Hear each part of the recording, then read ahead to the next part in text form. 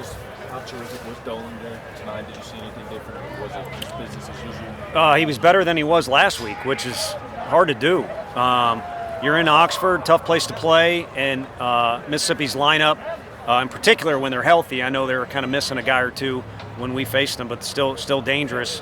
But then you get to this lineup, and if you look at this lineup, just right, left, switch, speed, power, if you look at the split stats, I mean, they're about as balanced of a lineup as you're going to face. So in our best, dreams or whatever, I don't know that you're going to see an outing like that out of any of our guys. But I mean, he put it together, and no disrespect to Frank calling pitches, but he kind of made it light work for us in the dugout. How impressive was his response after those 2 home runs?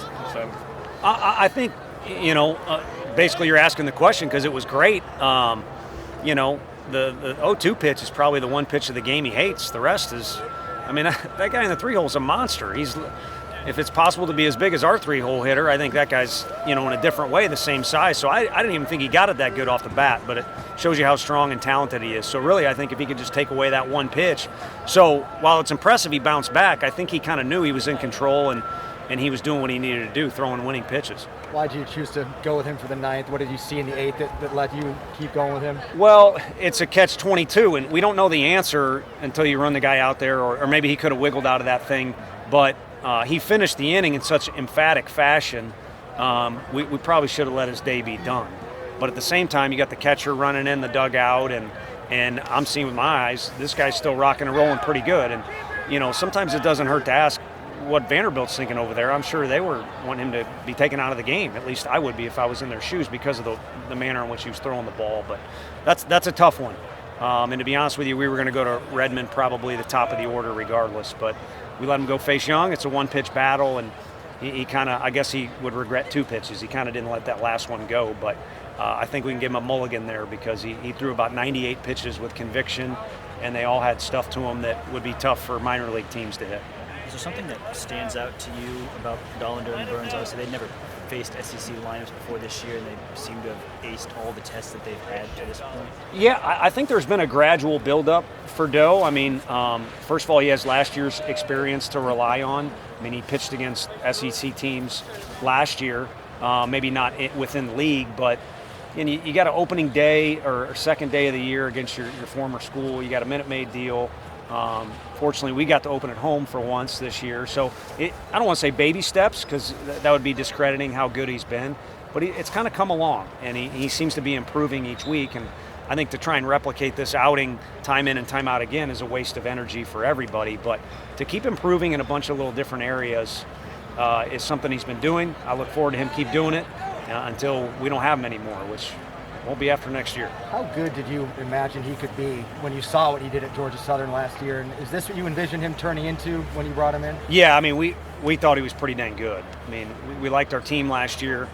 We weren't swinging the bat exceptionally well at the very beginning of the year, but he absolutely undressed our guys for a short amount of time. I believe he went 5. And again, you're at the beginning of the year. Your pitch count's not built up to go as long as he did tonight, but you kind of saw it coming. And then you figure out how good of a kid he is and also how the off-speed's kind of developed. Now you start to get, some exciting things there. And he's improved in a lot of little stuff like fielding his position and things like that. Tony, I guess every SEC game is the same on paper, but to come here and win a series, how much you think that means to the guys? I think it means a lot. It's a divisional opponent. Obviously there's some familiarity with some of the roster. I mean, in particular, some of our guys that grew up in this area know the school real well. But the goal of each weekend is to try and win the series. And if you win on Friday, you obviously improve your chances of doing that. They were able to do it tonight. So, and I wish I could be in their shoes. I think anytime you win a game in this league, it's pretty special. And I honestly haven't seen a lot of variance between the first game against South Carolina, or you could pick any of the other ones. It's been a pretty steady Eddie approach. Sometimes we perform better, sometimes we don't, but they've been impressive in that manner. What about big picture? First time Tennessee's won here since 2009. Just how nice is it to say that you all are on equal footing with those guys after the 20 years that Coach Corbin's put together?